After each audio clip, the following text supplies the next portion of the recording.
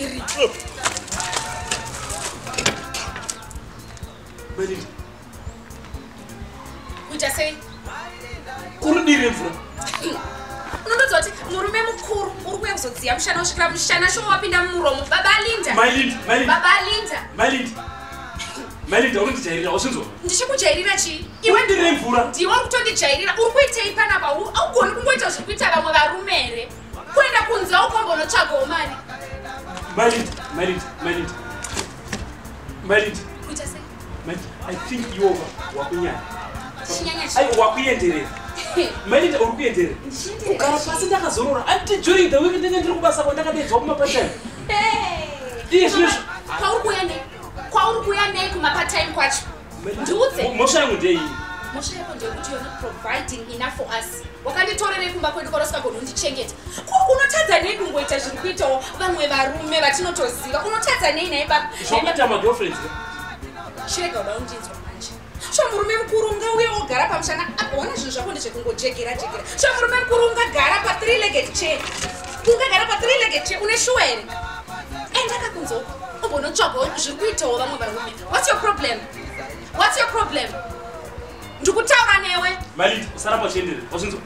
kunyarara muromo kwanga kusikupusa wasinzwa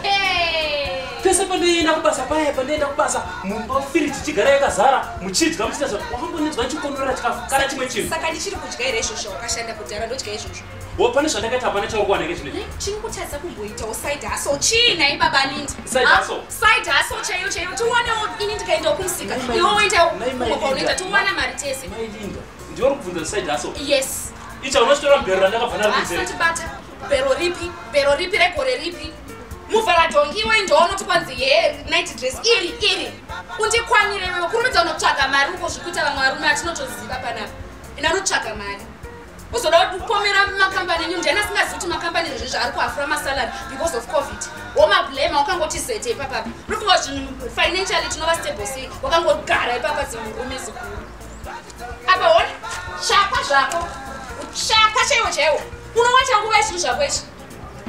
iwe ndikutaura newe unowacha nguva yemazinindirega ndizorore Malinda uchizorora rega ndizorore unoda kuzorora iyo life yako yose kuri kuzorora unoshanda nguvai unoshanda nguvai iwe ndikutaura newe Malinda unotikonedza mani kurumidza wangochida kudipa kurumidza kusamazenda uzoblema makambani kuti makambani atitesei kudididi mimi shanda itasaida so pana singazi kuti nyika yakaoma panapa tsvaga wega mari uda mupa imomo yakutora